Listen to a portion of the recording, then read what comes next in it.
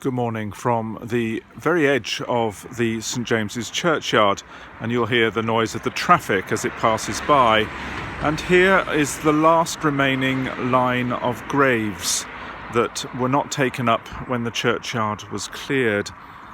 And the one nearest the gate is of great memory to the life of the former church and this current church, as it is to the memory of the Reverend Kennaway, who was vicar here in the late 19th century and undergo great personal tragedy as members of his family were unfortunately succumbed to diphtheria whilst they were living in the vicarage.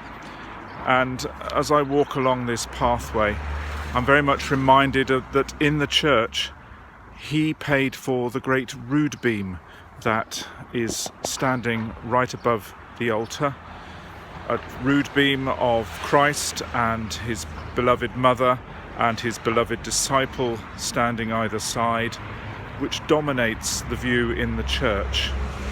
And I just want to read to you today the account written by Mr. Kennaway of those tragic events in the year 1889.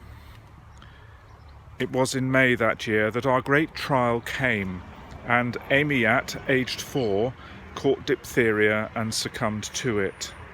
We were away at the time, and on our return, my dear wife, intending him, caught it herself and succumbed on Ascension Day.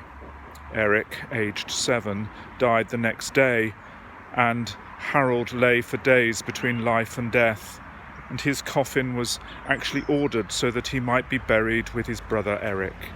However, God otherwise ordered, and he and Mark went into the Borough Contagious Disease Hospital with their devoted old nurse Jennings, who tended him with the utmost devotion and, humanly speaking, saved his life.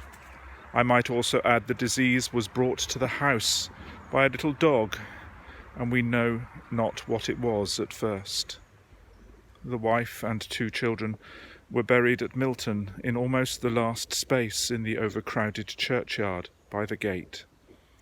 I must not forget to mention the intense kindness shown to us by the Vicar of Portsea and the sympathy and kindness of the church people and the dissenters whom I knew and was on friendly terms with.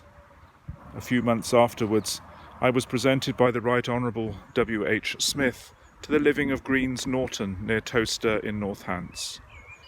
I, feeling that I could not remain at Milton after what had happened, and being anxious for a change. And there the note finished.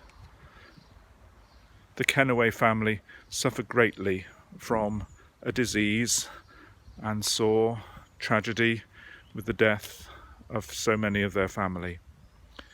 Our prayers today are for all those facing death in their own families, who are unable to hold funerals in the way that they would like to, and hopefully some of them will take comfort from the way in which we are able to say farewell. Our prayers with them, with those who have died, with those who will be there when people do pass from life to death, showing devotion, showing care. We thank them, we support them with our prayers and with whatever else we can do. So above all on this day, I pray that we may all stay safe, may stay well, we may protect the NHS, and God willing, come out of this one day. God bless.